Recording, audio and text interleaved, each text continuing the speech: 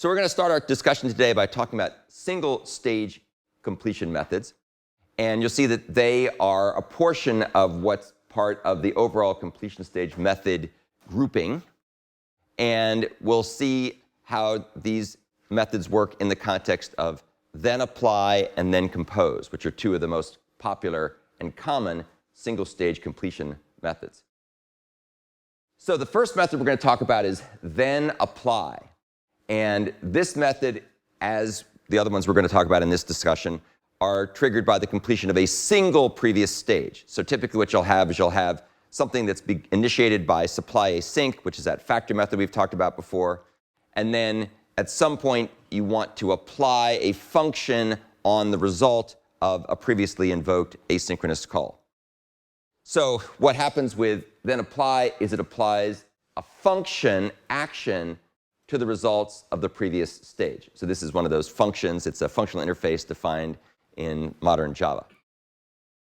thenApply returns a completable future containing the result of the action that was applied on the result from the previous stage. And by the way, just a quick note, I often use future here just because saying completable future gets a bit long-winded all the time. But that's what we're referring to. Whenever you see future in this context, it's a completable future.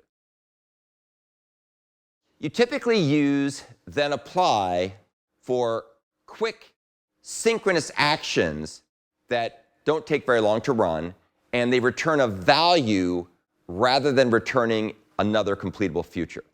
So here's a simple example. We've seen this example before, so I won't belabor the intro part too much, but we get an unreduced big fraction. We then make ourselves a supplier lambda, which will reduce that unreduced big fraction. We submit the supplier lambda to supply async. That returns a completable future. That runs that reduction in the background in the common fork join pool. And then when that computation finishes, the thenApply single stage completion method is going to be invoked with the result of the reduction of the big fraction. And what this will do is go ahead and call big fraction to mixed string to return a completable future that when it completes will give you back the mixed string version of the reduced fraction. So that's what this is showing here.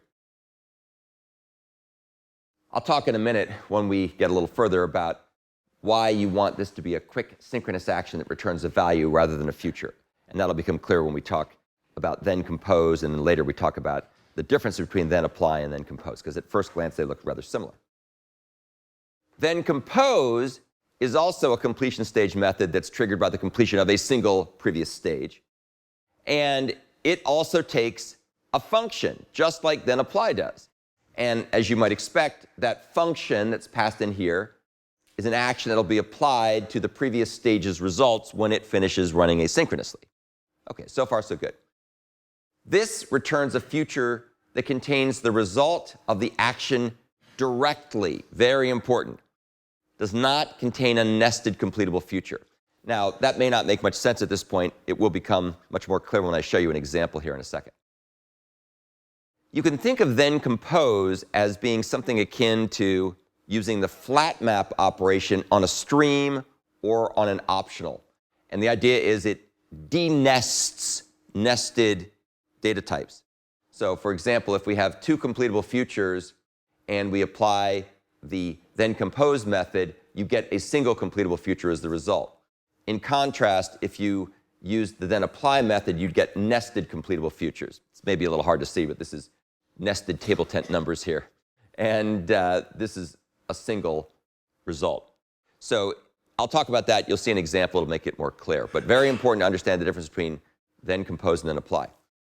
We typically use thenCompose for long duration asynchronous actions that return a completable future, as opposed to returning a value, which is what thenApply expects. So here's an example that illustrates this. As usual, this is available in my Java 8 folder in my Live Lessons GitHub repository in the EX8 project. And so what happens here is this particular function called reduce and multiply fractions is going to reduce and multiply, well, it's going to be used to reduce and multiply big fractions. And you can see here that it's got two parts to it. But what I want you to focus on here is we have a function which takes a big fraction. I abbreviated that to BF because it got too long otherwise. And we take a completable future to a big fraction. And you can see that we want this to return a completable future. That's what we want as the result. So what we do is the first thing we do is we reduce the unreduced big fraction. And we do it asynchronously. So we use the supply async factor method, which takes this lambda and goes ahead and runs it in some thread in the common fork join pool. Fine, so far so good. Supply async, of course, returns a completable future, which when it's completed will give you a reduced big fraction. And then what we're going to do is we're going to use the thenCompose method.